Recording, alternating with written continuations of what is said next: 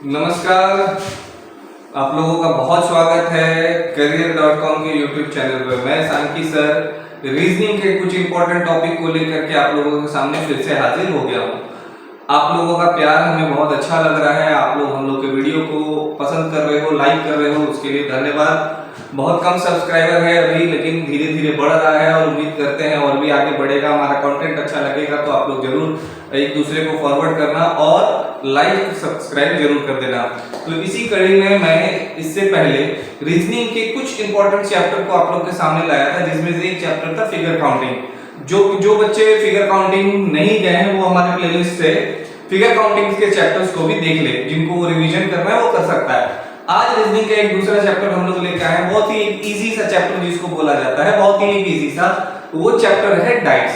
1 number 2 number का question लगभग हर exams में पूछे जाते हैं और 1 से 2 नंबर आप आराम से इस चैप्टर में इस चैप्टर में आप यूटिलाइज कर सकते हो और आराम से स्कोर कर सकते हो। बहुत इजी होता है, बस आपको धैर्य पूर्वक आधा घंटा हमारे साथ बने रहना है। गारंटी करता हूं दोस्तों कि जो क्वेश्चंस डाइस का आज के बाद एग्जाम्स में दिखेगा आप जरूर उसको बना के आओगे और ये श्योर शॉर्ट नंबर आप लोगों को दिलाता है। चलिए शुरू किया जाए। डाइस एक ऐसा चीज है जो रोजमर्रा की जिंदगी में आपने देखा ही होगा, कभी ना कभी बचपन से हम लोग डाइस देखते आए हैं और डाइस से क्वेश्चंस कैसे कैसे बनते हैं ये भी हम लोग बहुत जल्द सीखने वाले हैं। तो चलिए डाइस देखिए, मैंने अभी कहा था कि रोजमर्रा की जिंदगी में डाइस हम लोग देखे हैं। तो डाइस जिसको हम लोग हिंदी में पासा भी कहते हैं, जनरली हम लोग बचपन से देखते हैं, ये गेम हम लोग सब खेले होंगे, आपको याद होगा। ये बड़े होने के बाद नौकरी लगने के बाद जनरली लोग खेलते हैं, बट नौकरी से पहले हमारा बचपन खासकर लॉकडाउन वगैरह इसमें बीता है, लूडो किंग खेलते हुए। तो आजकल के बच्चे जो है ना, वो पुराने वाले लूडो का मजा नहीं ले पाते। हम लोग जिस समय लूडो खेलते थे, याद करो, आप लोग भी इसको रिलेट करोगे कि जब हम लोग लूडो खेलते थे तो क्या करते थे, याद है? कुछ याद है? ट्रिक। तो ट्रिक क्या था मैं बताता हूँ, आप लोग को भी याद होगा।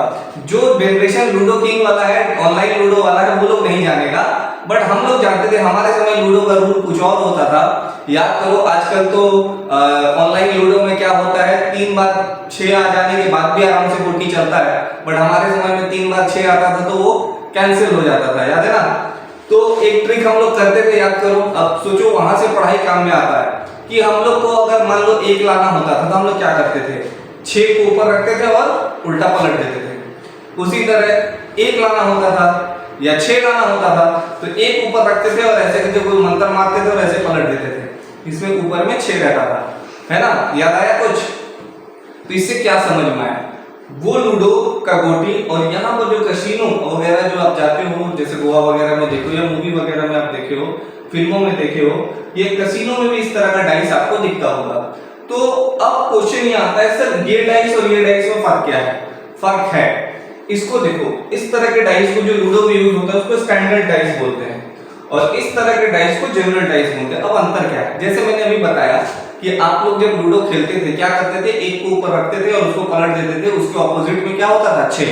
अगर 1 चाहिए होता तो 6 को, सांप सीढ़ी खेलते थे तो वहां 1 का वैल्यू जाता, तो तब उस समय हम लोग क्या करते थे, 6 को ऊपर रखते थे और उसको पलट देते थे तो क्या आ जाता था, 1, है ना?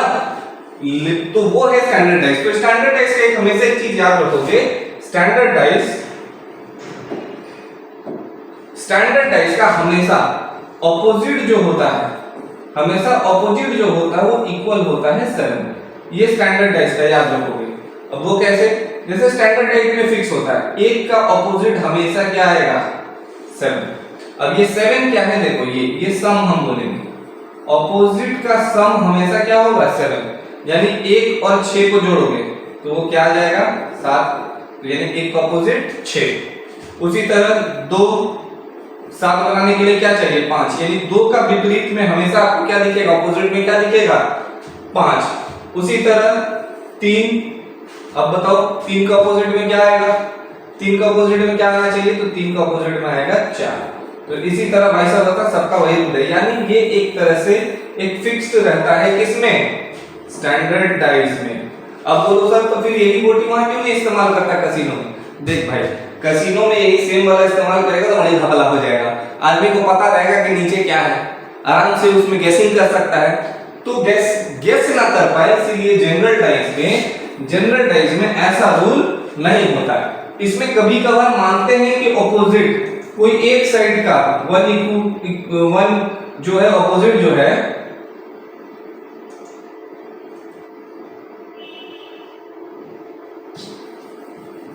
ठीक है, देख लो यहां पर एक चीज और समझ लो अच्छे से, ठीक है।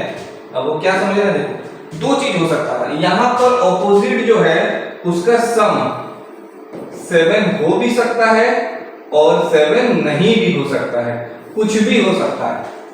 कभी कभी कोई एक साइड का कोई भी वन साइड का ऑपोजिट जो है वो 7 हो भी सकता है और 7 नहीं भी हो सकता है, तो दोनों केस है इसमें, है ना। तो फिर पता कैसे करेंगे सर कि कौन सा जनरल डाइस है, कौन सा स्टैंडर्ड डाइस है, क्या एग्जाम में देगा? नहीं। यही मेन चीज होता है, पहला स्टेप कि डाइस के क्वेश्चंस जब दे तो आपको पहले पता करना है कि सर वो क्वेश्चंस जो है वो जनरल का है या स्टैंडर्ड का है। अगर स्टैंडर्ड डाइस रहा तो कोई पंगा नहीं, स्टैंडर्ड डाइस रहा कोई पंगा नहीं, बड़ा आसान है, एक झटके में आंसर दे दोगे, किसी का भी ऑपोजिट पूछेगा आंसर। लेकिन जब जनरल डाइस आ जाता है तब उसमें क्या करते हैं वो हम लोग धीरे धीरे सीखेंगे। चलिए आते नेक्स्ट की तरफ। नेक्स्ट की तरफ देखिए हम लोग क्वेश्चंस पे आते हैं, टाइम ज्यादा वेस्ट ना करते हुए डायरेक्ट क्वेश्चंस की तरफ आते हैं।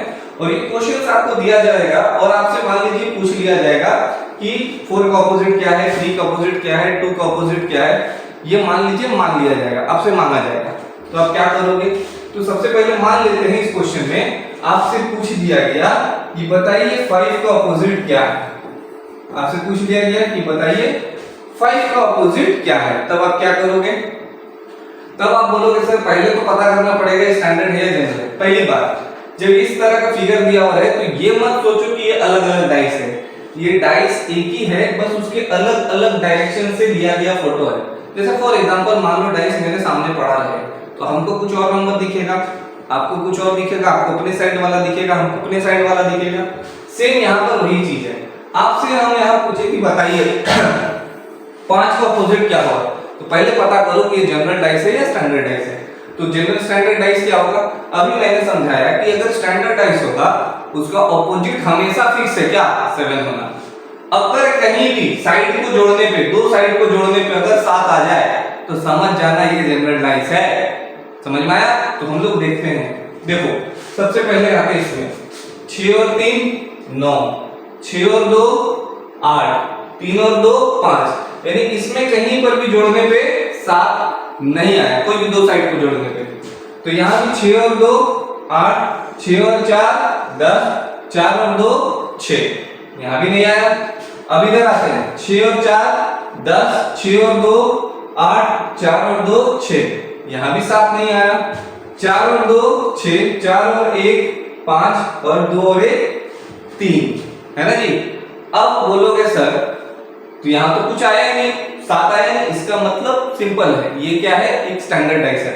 और स्टैंडर्ड डाइस का आपको पता ही है कि 1 का ऑपोजिट क्या होगा? 6, 2 का ऑपोजिट क्या होगा? 5 और 3 का ऑपोजिट क्या होगा? 4। ये फिक्स है, पूछा किससे? 5, तो उसका ऑपोजिट हम क्या दे देंगे? 2 आंसर। ये तो गया पहला तरीका, है ना। स्टैंडर्ड डाइस में डायरेक्ट ऐसे दे सकते हो, ठीक है। डायरेक्ट जब आप दे सकते हो, कोई बोलेगा सर मान लेते हैं हम कंक्लूजन पे नहीं पहुंच पाते हैं, स्टैंडर्ड है कि जनरल है, तब हम क्या करें? तो वैसा आएगा क्वेश्चन, फिर हम बताएंगे, धीरे धीरे सीखते जाना। इस चीज को मैं फिर से वापस आकर के ये क्वेश्चन में दिखा दूंगा कि वैसे भी आप कैसे कर सकते हो, है ना। चलिए देखा जाता है, नेक्स्ट क्वेश्चन की तरफ हम लोग बढ़ते हैं। अच्छा चलो, नेक्स्ट क्वेश्चन बढ़ने से पहले अगर मन में डाउट हो तो एक चीज मैं आप लोगों को दिखा ही देता हूँ, चलो आज कर ही देता हूँ। अगर मान लो कंफर्म नहीं होते हो कि स्टैंडर्ड है या जनरल है, पहली बात देखो एग्जामिनेशन में टाइमिंग का बहुत इंपॉर्टेंस रहता है दोस्त। अगर जितना जल्दी पहचान जाओगे ये कौन सा डाइस है, उतना जल्दी आंसर ला दोगे। लेकिन खुदा ना खास्ता भूल गए, तब क्या करोगे?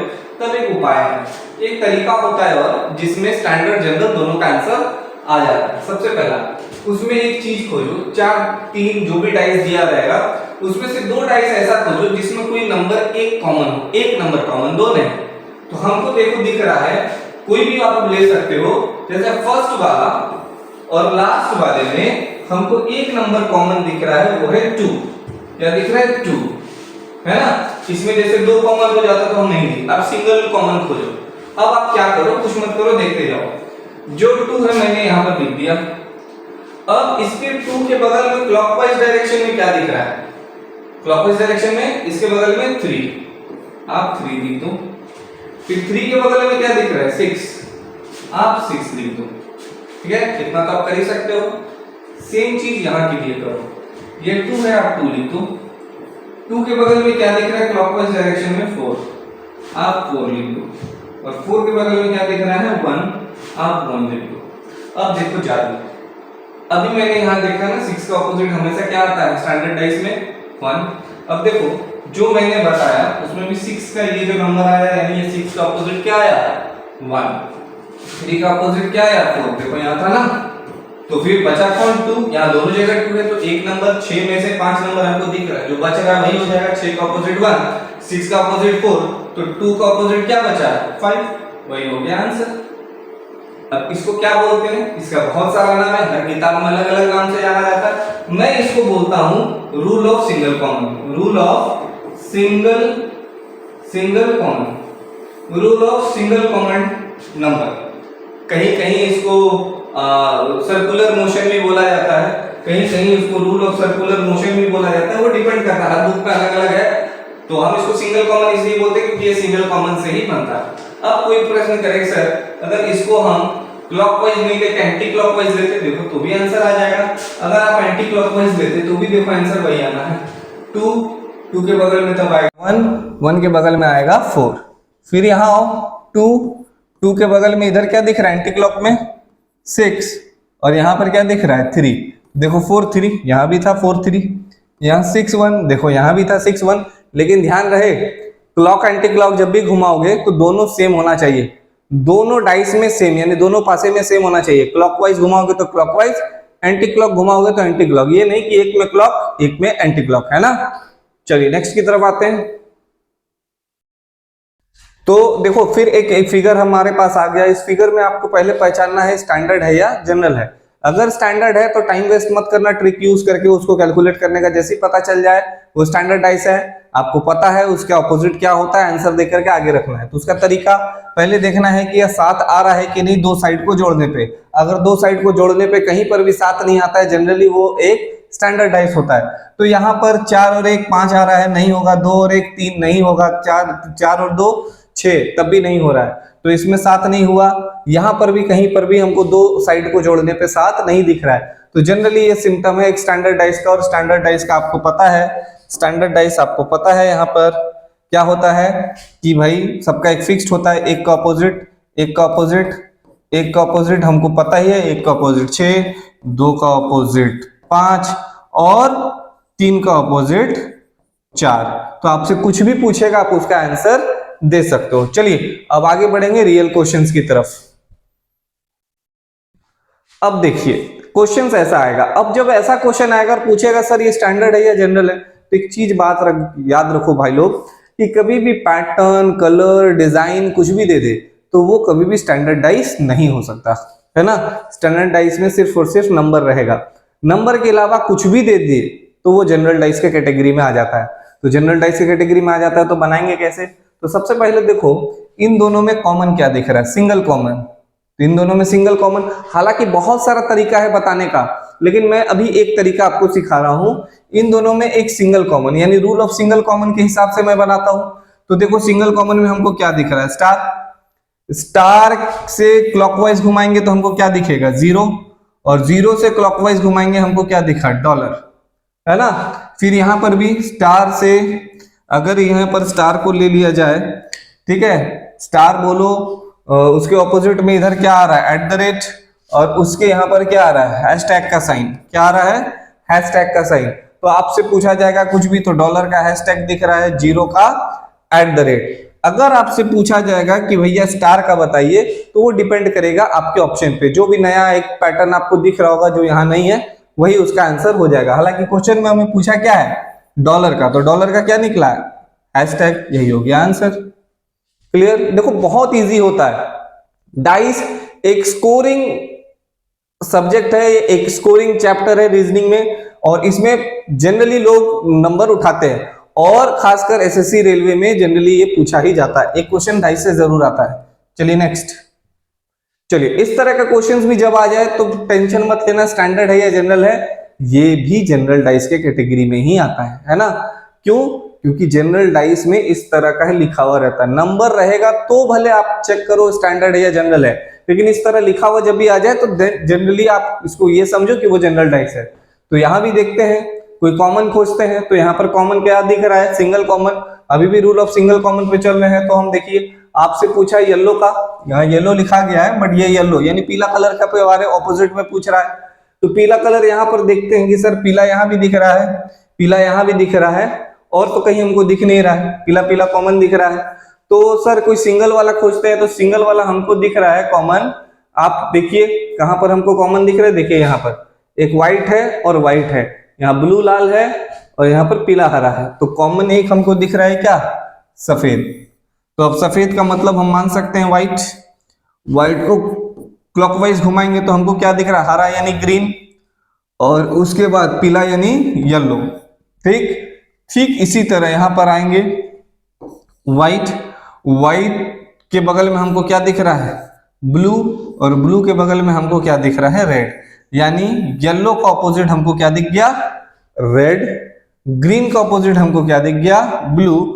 और व्हाइट का ऑपोजिट अगर आपसे क्वेश्चन में पूछा होता, आपका आंसर आपके ऑप्शन पे डिपेंड होता, इन चारों के अलावा जो भी वहां पर कलर रहेगा वही व्हाइट का ऑपोजिट हो जाएगा, क्योंकि ये पूछता है व्हाइट का ऑपोजिट। यहां पर तो चलिए पूछा तो येलो का ऑपोजिट हमको क्या दिख गया? येलो का हमको रेड दिख गया। लेकिन आपसे अगर पूछता कि व्हाइट का, तो जो कलर यहां पर नहीं है वही कलर इसका आंसर हो जाता। क्लियर है? क्लियर है? चलिए अब देखो, एक और तरीका होता है जो इस क्वेश्चन पे भी मैं आप लोगों को थोड़ा सा बता सकता हूं। जब सिंगल, ये तो रूल ऑफ सिंगल है कि सर मान लीजिए डबल कॉमन दिख जाए, तो डबल कॉमन दिख जाए तो आप यहां पर देखो, यहां पर एक पीला, यहां भी पीला, यहां सफेद, यहां डबल कॉमन क्या दिख रहा है? पीला और सफेद। यहां भी क्या दिख रहा है? पीला और सफेद। तो जो बच रहा है वही उसका ऑपोजिट होता है। तो देखो हरा का ऑपोजिट ब्लू, तो ग्रीन का ऑपोजिट ब्लू आया था ना यहाँ पर। तो इस ट्रिक को अच्छे से सीखने के लिए हम लोग नेक्स्ट क्वेश्चन पे पढ़ते हैं। चलिए, जहां पर हम लोग डबल कॉमन देखेंगे, डबल कॉमन से भी आंसर देखो, रूल एक ही है, आंसर निकालना है। तो आप सिंगल कॉमन से बनाओ, डबल कॉमन से बनाओ, जैसे मर्जी वैसे बनाओ। तो यहां पर हम लोग यूज करेंगे डबल कॉमन टेक्निक को, डीसी। हम इसको क्या बोलेंगे? डीसी, यानी डबल कॉमन टेक्निक को। तो डबल कॉमन टेक्निक में आपको देखना है कि कहीं पर दो नंबर कॉमन, तो देखो यहाँ 3 और 2 कॉमन, यहाँ 3 और 2 कॉमन, जो कॉमन होता है जो बाकी बचता है वही उसका अपोजिट, यानी 4 का अपोजिट क्या आ गया? 1। देखो कितना आसान है। उसी तरह यहाँ देखिए 5 और 3 कॉमन, 5 और 3 कॉमन, तो 5 और 3 कॉमन, तो एक का अपोजिट क्या पूछा है? 4। वहां भी एक का अपोजिट 4 आया था ना। और आपसे यहाँ पर क्वेश्चन क्या पूछा है? 4 का, तो 4 का हमको क्या दिख गया? 1। यस और नो? अब यहाँ पर मान लीजिए कोई और पूछता, जैसे देखिए यहाँ पर इस दोनों का अगर हम कंपेयर करेंगे तो 3 और 4 कॉमन, 3 और 4 कॉमन, तो 5 का अपोजिट क्या आ गया? 2, है ना। 5 का अपोजिट क्या आ गया? 2। अब कोई बोलेगा सर सिंगल कॉमन से, आप सिंगल कॉमन से भी इस क्वेश्चन को बना सकते हो। आप खोजो सिंगल कॉमन कहां दिख रहा है। सिंगल कॉमन जैसे यहां पर दिख रहा है 3, 3 का अपोजिट 5, 5 का 4, यहाँ पर 2, तो 5 का 2 आया था। देखो नहीं है, देख लो, फिर से मैं दिखा देता हूं। जैसे यहाँ पर ये इन दोनों में देखो सिंगल कॉमन दिख रहा है, क्या दिख रहा है? 3। तो 3 के बगल में इसमें आ रहा है 5, और 5 के बाद में इसमें आ रहा है 4। यहाँ पर देखिए 3 के बगल में आ रहा है 2, और 2 के बगल में क्या आ रहा है? 1। तो देखो इसमें भी 4 का 1 आया था, 5 का 2 आया था, देखो यहाँ 4 का 1, 5 का 2, 3 का जो बचा 6, वही हो जाएगा आंसर। तो डिपेंड करता है, जो टेक्निक आपको पहले दिख जाए, जो आपको पहले समझ में आ जाए, उसी से बना लेना है। ठीक है, चलिए यहां पर भी हम लोग कोशिश करते हैं डबल कॉमन टेक्निक यूज करके, इसको बनाने का डीसी तरीका एक तरह से। तो डबल कॉमन में आप खोजिए जहां पर 2 कॉमन दिख रहा हो, तो देखो यहाँ पर 2 कॉमन दिख रहा है, ट्रायंगल और डॉट, यहाँ भी दिख रहा है ट्रायंगल और डॉट, यानी एरो का ऑपोजिट क्या हो जाएगा? स्टार। पहला यहाँ आपको क्लियर कट दिख गया। यहाँ पर दिख रहा है ट्रायंगल और स्टार, देखो इसमें और इसमें देखेंगे तो ट्रायंगल और स्टार यहाँ दिख रहा है, ट्रायंगल और स्टार यहाँ दिख रहा है, यानी इस डॉट का ऑपोजिट क्या हो गया? ये मल्टीप्लाई मार्क। आपसे पूछा किसका है? आपसे पूछा किसके बारे में, स्टार। तो स्टार किसका है जी, स्टार हमको दिख रहा है एरो का, आ गया आंसर। सो सिंपल, है ना, है ना सिंपल। बहुत कोई टफ क्वेश्चन इसमें नहीं आता है। अब देखिए यहाँ पर कुछ कॉमन दिख रहा है, यहाँ पर एक डॉट खाली कॉमन दिख रहा है, तो डबल कॉमन नहीं, यहाँ से आप सिंगल कॉमन टेक्निक यूज करके बना सकते थे। तो जैसे भी बनाओ आंसर आना घूम फिर के वही है। चलिए यहाँ पर स्टार का आ गया हमारा एरो। नेक्स्ट यहां पर एक टेक्निक आता है, ठीक है, विच सिंग नहीं होगा, यहां पर मिस प्रिंटिंग है। Which is the opposite to 5 in the above following case. Above following case 5 का ऑपोजिट पूछ रहा है। चलिए इसमें एक और तरीका हम बताते हैं। 2-3 तरीका होता है, लेकिन आप किसी से भी बना सकते हो। देखो ऐसा कोई रूल नहीं है कि भाई इसी तरीके से बनाना है, जिस तरीके से आपको आ जाए बनाने, जो तरीका आपको क्लिक कर जाए। कभी कभी होगा क्या कि सिंगल कॉमन रहेगा ही नहीं, सब में डबल कॉमन रहेगा, तो अब डबल यूज करना। कभी कभी रहेगा कि कहीं डबल कॉमन नहीं है, तो वहां सिंगल से बनाना। जैसा मर्जी वैसा बनाना। पहली बात तो यहाँ पर एक चीज चेक करो, सर ये स्टैंडर्ड डाइस है या जनरल डाइस है। यहीं पर से पता चल जाएगा सर ये एक जनरल डाइस है, क्योंकि 6 और 1 7 हो जाता है। और स्टैंडर्ड डाइस में याद करो रूल क्या है, अपोजिट कभी भी या साइड का जोड़ कभी भी साइड नहीं आएगा, और अपोजिट हमेशा फिक्स्ड होगा, साथ ही आएगा। बट इसके 2 साइड नंबर को जोड़ने पे 7 आ गया, यानी यहीं से ये प्रूव हो गया ये क्या है, जनरल डाइस है। यहीं से प्रूव हो गया जनरल डाइस है। अब जैसे यहां पर करते हैं, तो चलिए डबल कॉमन सिंगल कॉमन मैंने सीख लिया। अब मैं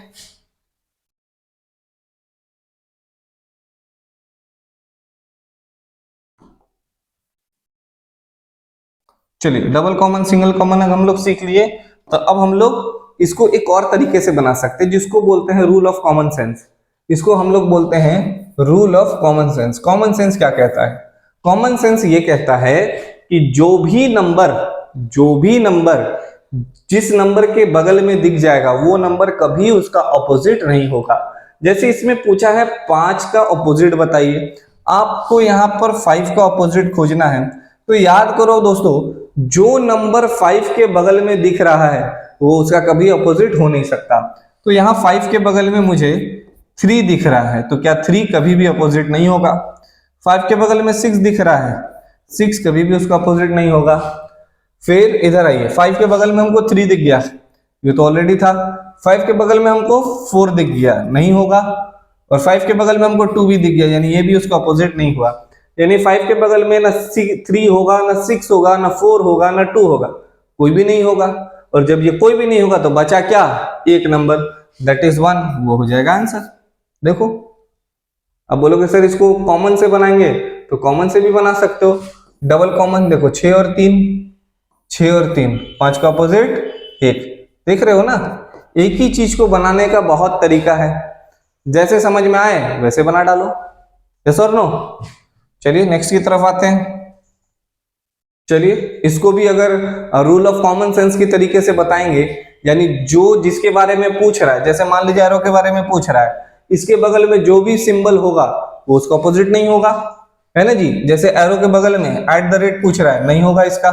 डॉट नहीं होगा, ट्रायंगल नहीं होगा, ठीक है, और ये क्रॉस नहीं होगा। तो एरो में बचा क्या, जो बचा वही हो जाएगा। यानी ना ट्रायंगल होगा एरो के बगल में, ना एरो के बगल में @ होगा, ना एरो के बगल में डॉट होगा, और ना ही एरो के बगल में ये मल्टीप्लाई मार्क होगा। तो एकमात्र हमको जो सिंबल बचा हुआ दिख रहा है वो है स्टार। तो एरो का क्या हो जाएगा, स्टार। कहानी खत्म। देखो कितना आसान है कि नहीं, देखो कितना आसान है, ज्यादा कोई टफ काम है ही नहीं। और एक तरीका डबल कॉमन रूल लेते, तो डबल कॉमन अगर रूल लेते तो देखो, डबल कॉमन रूल अगर लेते हम लोग,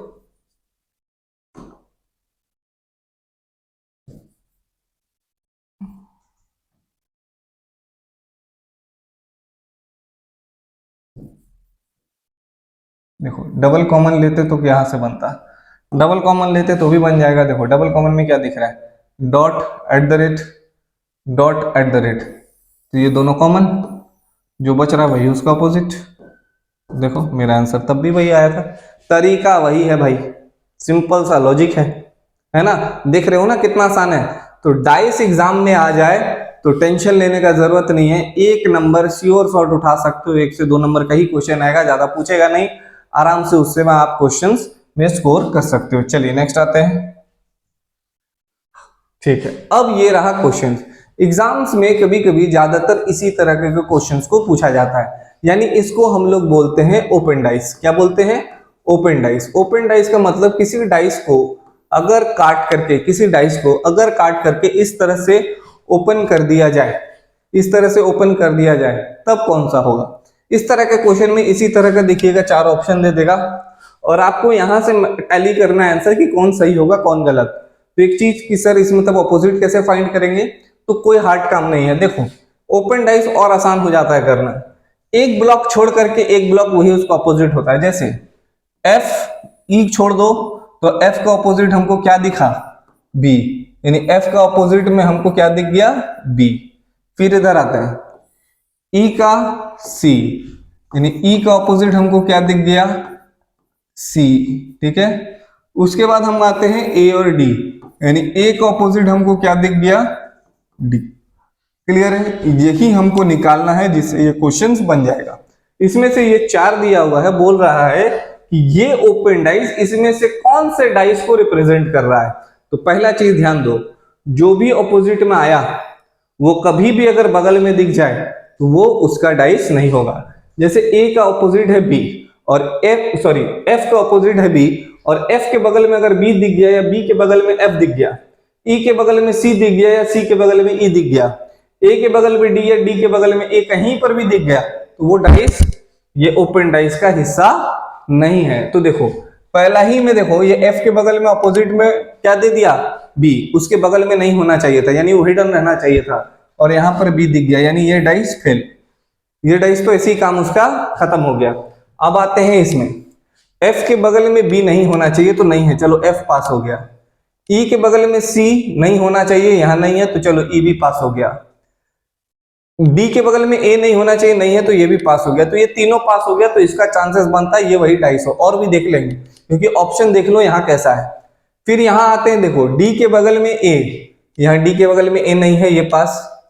बी के बगल में एफ नहीं है, वो भी पास। और सी के बगल में ई, यानी सी के बगल में, यहाँ पर सी का ऑपोजिट है ना ई, और यहाँ पर सी के बगल में ई नहीं है तो ये भी पास, यानी बी और सी हमको पास कर गए हम लोग। ठीक है, उसके बाद आते हैं यहां पर,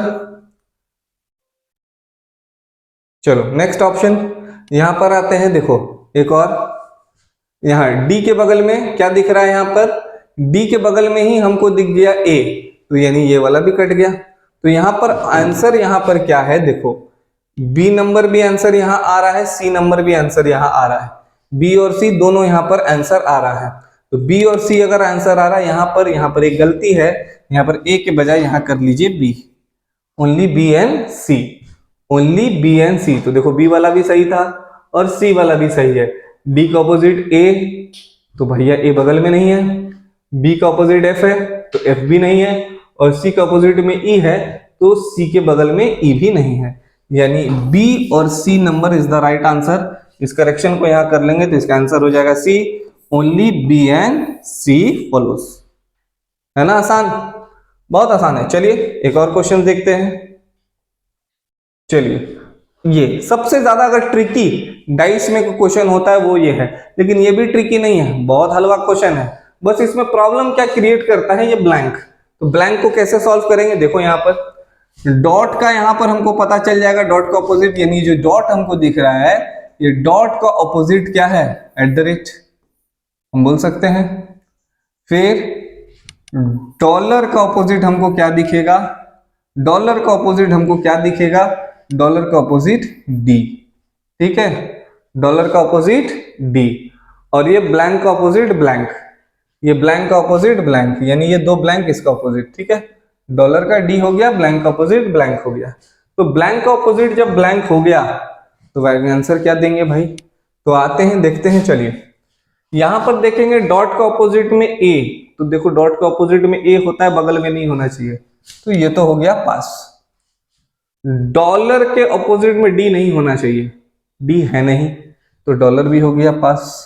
और ब्लैंक में 2 ब्लैंक नहीं होना चाहिए, तो ये भी हो गया पास, तो ए हो गया पास। अब इधर आते हैं, देखो यहाँ डॉट के बगल में ही @ दे दिया, या डॉट के बगल में ही @ दे दिया, हालांकि ये दोनों अपोजिट है तो बगल में नहीं आएगा, काम खत्म। अब यहां पर देखिए 3 डॉट दे दिया, 3 ब्लैंक, तो 2 ब्लैंक तो आपस में, यहां पर ब्लैंक का अपोजिट ब्लैंक है, एक ही ब्लैंक हमको दिखना चाहिए था, यहां पर 3 ब्लैंक दिख गया, तो ये भी काम खत्म। ठीक है, हालांकि 3 ब्लैंक हो गए, यहाँ पे 3 ब्लैंक होना ही नहीं चाहिए। ठीक है, चलिए ये भी काम खत्म। अब आते हैं डॉलर। डॉलर के ऑपोजिट में क्या है? डी, तो चलिए नहीं है, ये पास हो गया। और @ के ऑपोजिट में डॉट है, ये भी पास हो गया और ये भी पास हो गया, यानी हमको आंसर दिख रहा है AND। तो देखिए वही आंसर दिया हुआ है AND, ये हो गया आंसर। तो देख रहे हो ना कितना आसान है डाइस। तो डाइस चैप्टर यही है दोस्तों, इसको करने के बाद घर में आप प्रैक्टिस करो, इससे ज्यादा टफ क्वेश्चन जनरली नहीं आता है। जितना मैं बता दिया हूं, वीडियो को आप लोग 1 बार 2 बार रिवीजन के लिए आप लोग देख लो, और उसके बाद सेट से क्वेश्चंस बनाओ, देखो सारा डाइस का क्वेश्चंस बन जाएगा। उम्मीद करता हूं ये क्लास आप लोग को अच्छा लगा है, और अच्छा लगा तो दोस्तों career.com के YouTube चैनल को ग्रो करने में मदद करें, लाइक सब्सक्राइब जरूर करें। और मैं सैंकी सर बहुत जल्द फिर एक नया चैप्टर आपके सामने लेके बहुत जल्द आने वाला हूं। तब तक के लिए धन्यवाद।